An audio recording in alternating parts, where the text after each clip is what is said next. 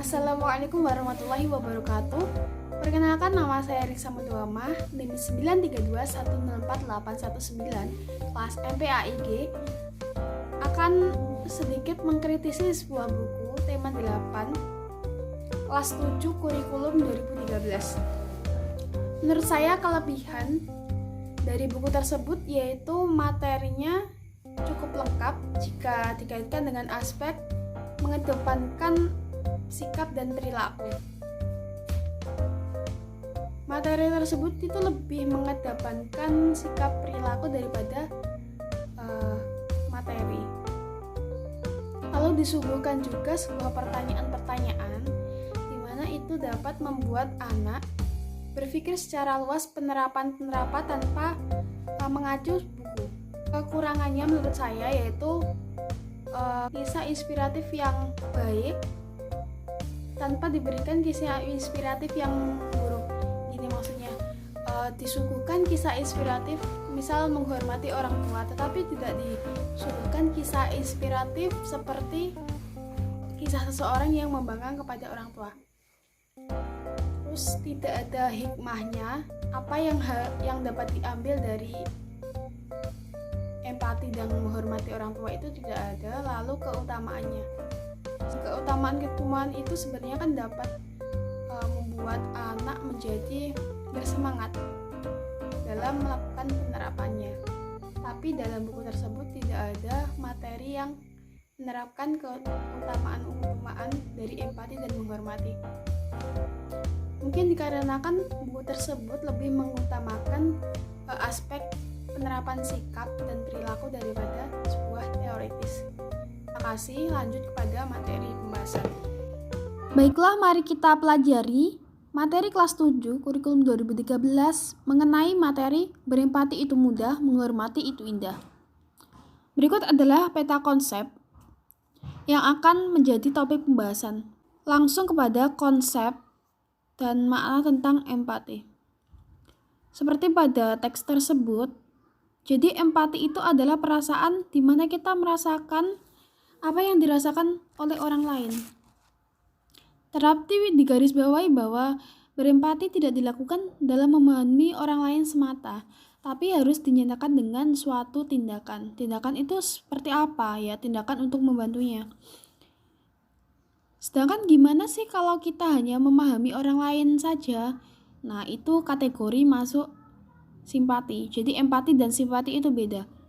Kalau simpati itu merasa iba dengan orang lain sebagai bentuk respon dukungan saja, nggak sampai kepada ikut menyelesaikan masalah. Sedangkan empati itu merasakan apa yang orang lain rasakan lebih mendalam sehingga sampai pada tahap penyelesaian masalah. Allah menyuruh umat manusia untuk berempati terhadap sesamanya. Seperti dalam Quran surat An-Nisa ayat 8 berbunyi, Bismillahirrahmanirrahim. Wa idza hadaral qismata ulul qurba wal yatama wal masakin farzuquhum minhu wa qulu lahum qawlan ma'rufa. Artinya, dan apabila sewaktu pembagian itu hadir beberapa kerabat, anak-anak yatim dan orang-orang miskin, maka berilah mereka dari harta itu sekedarnya dan ucapkanlah kepada mereka perkataan yang baik. Maksud ayat tersebut, ketika pembagian warisan dihadiri oleh orang-orang yang tidak mendapatkan jatah pada saat itu, seperti anak-anak yatim, kerabat, dan orang-orang miskin, maka berilah terlebih dahulu bagian kepada mereka sekedarnya. Dalam artian harta yang diberikan itu bukan harta yang kalian dapatkan dari hasil bersusah payah. Setelah kalian memberikan harta itu kepada anak miskin sekadarnya, maka barulah membagi harta warisan kepada yang mendapatkan jatah warisan tersebut. Hadis Rasulullah yang berkaitan dengan Quran surat An-Nisa yaitu berbunyi, An Abi Musa radhiyallahu anhu qala Rasulullah sallallahu alaihi wasallam, al-mu'minuna lil mu'minina kal bunyani yashuddu ba'duhu ba'dha, akhrajahul Bukhari. Dari Abi Musa radhiyallahu anhu, dia berkata, Rasulullah Shallallahu Alaihi Wasallam bersabda, orang mukmin yang satu dengan yang lain bagai satu bangunan yang bagian-bagiannya saling mengokohkan. Dari situ ada satu perumpamaan, yaitu orang-orang mukmin itu seperti bangunan, saling menguatkan, dimana kalau bangunannya satu roboh maka ya roboh semua. Setelah memahami konsep dari empati, maka kita perlu menerapkan empati tersebut dalam kehidupan sehari-hari. Yang pertama, caranya gimana sih? Caranya peka terhadap perasaan orang lain. Nggak boleh bodo amat dengan perasaan orang lain. Yang kedua, membayangkan seandainya aku adalah dia. Ini adalah cara menempatkan diri kita sebagai orang lain. Dari sini bisa memacu hati nurani kita untuk memahami perasaan emosi orang lain sehingga dapat membantu dalam menyelesaikan masalah orang tersebut. Yang ketiga, berlatih mengorbankan milik sendiri. Nah, ini nggak boleh kalau merasa bahwa apa yang kita punya itu harus selalu kita punya. Orang lain kalau membutuhkan ya seharusnya kita ya harus beri. Yang keempat, membahagiakan orang lain. Orang lain setelah dapat empati dari kita, dapat bantuan dari kita, itu merasa bahagia. Selain bebannya terkurangi, juga merasa bahagia. Ternyata ada yang peduli terhadap dirinya. Guru sangatlah berjasa dalam hidup kita. Karena guru, kita dapat mengerti ilmu pengetahuan, bahkan sebab kita mengenal Allah itu karena guru. Karena guru, kita dalam golongan orang-orang yang berilmu. Dan orang-orang yang berilmu itu akan diangkat derajatnya oleh Allah. Seperti dalam Quran surat Al-Mujadalah ayat 11 berbunyi, Bismillahirrahmanirrahim. Yarfa'illahu alladhina amanu minkum walladhina utul ilma darajatin wallahu bima ta'maluna khabir. Artinya, Allah akan meninggikan orang-orang yang beriman di antara kamu dan orang-orang yang berilmu pengetahuan beberapa derajat. Jadi Allah mengangkat orang-orang yang berilmu di antara orang-orang yang lain.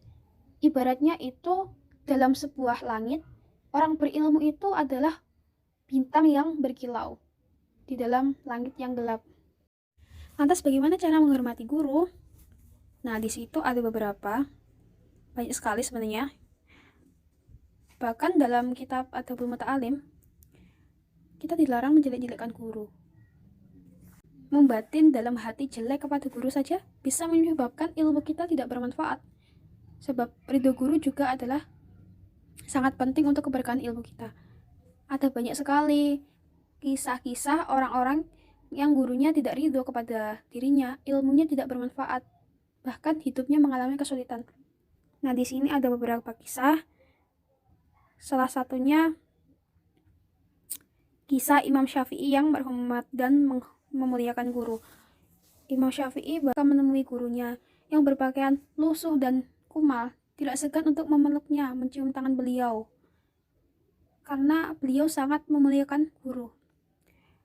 Bahkan ketika Imam Syafi'i mengaji sebuah kitab, ketika lembar per lembar halaman di balik itu tidak terdengar sedikit suara karena saking menghormati kepada gurunya. Dan banyak sekali kisah-kisah yang memberitahukan bagaimana kalau kita tidak menghormati guru. Selanjutnya, materi tentang menghormati orang tua. Menghormati orang tua merupakan bentuk birrul walidain, yaitu berbuat baik kepada orang tua. Kita tahu bahwa begitu besar jasa orang tua kepada kita, sehingga menjadi wajiblah kita untuk menghormati orang tua. Perintah berbuat baik kepada orang tua terdapat dalam surat Al-Baqarah ayat 83 berbunyi, Bismillahirrahmanirrahim. Wa id akhadna mitsaqa bani Israila la ta'buduna illallah wa bil walidaini ihsana wa dzil qurba wal yatama wal masakin wal masakini wa qulu linnasi husnan wa aqimus sholata wa atus zakah thumma tawallaitum illa qalilam minkum wa antum mu'ridun. Artinya, dan ingatlah kepada kami ketika kami mengambil janji dari Bani Israel, janganlah kamu menyembah selain Allah dan berbuat baiklah kepada orang tua, kerabat, anak-anak yatim, dan orang-orang miskin. Ada pula hadis yang berkaitan dengan perintah berbakti kepada orang tua, yaitu dari Imam Abu Dawud dan Baihaqi berbunyi, An Abdillah bin Umar qala ja'a rajulun ila Rasulillah sallallahu alaihi wasallam faqala ji'tu ubayyi'uka 'alal hijrati wa taraktu abawayya baykiyani faqala rji' ilayhima fa'adhikhuma kama abakaihuma, rawahul Baihaqi. Ketika itu Rasulullah ditemui oleh Abdullah bin Umar. Dia itu meminta agar membaiat dirinya, sedangkan dirinya meninggalkan orang tuanya di rumah dalam keadaan menangis. Tapi Rasulullah menyuruh Abdullah untuk kembali ke rumah. Rasulullah menyuruh untuk mengutamakan orang tuanya. Menghormati orang tua itu sangat utama. Bahkan Rasulullah lebih menyuruh memilih orang tua daripada perkara lain. Bagaimana cara berbakti kepada orang tua? Selanjutnya, bagaimana berbakti kepada orang tua? Yaitu, pertama, memperlakukan keduanya dengan sopan dan hormat. Tidak boleh membentaknya, apalagi sampai menyakiti hatinya. Yang kedua, membantu pekerjaannya. Kalau disuruh, ya mau. Yang ketiga, mengikuti nasihatnya. Asalkan nasihat itu tidak bertentangan dengan ajaran Allah. Yang keempat, membahagiakan keduanya. Apabila orang tua sudah meninggal, cara menghormatinya itu mendoakannya. Mendoakan supaya dilapangkan kuburnya, diampuni dosanya. Kedua, melaksanakan wasiatnya jika beliau meninggalkan sebuah wasiat di mana wasiat tersebut belum dapat dipenuhinya sebelum dia meninggal. Yang ketiga, menyambung dan melanjutkan silaturahmi yang dahulunya sudah dilakukan, terutama kepada sahabat-sahabat. Yang keempat, menjaga nama baik mereka. Jadi meskipun beliau sudah meninggal, kita harus menjaga nama baik mereka. Kisah berbakti kepada orang tua sangat banyak, yaitu saya mencupliknya ada 3 di situ. Saya menjelaskan satu saja, yaitu kisah bakti Asma putri Abu Bakar kepada ibunya yang kafir. Kan banyak sekali orang yang bertanya, apakah kalau ibu saya kafir saya harus tetap menghormatinya? Nah, itu putri Abu Bakar itu sebenarnya enggan untuk menghormati, karena ibunya itu adalah seorang yang kafir. Langsung oleh Asma tanya kepada Rasulullah. Ternyata Rasulullah tetap menyuruh Asma tetap menghormati ibunya tersebut. Jadi tidak ada larangan untuk tidak menghormati ibunya meskipun kafir.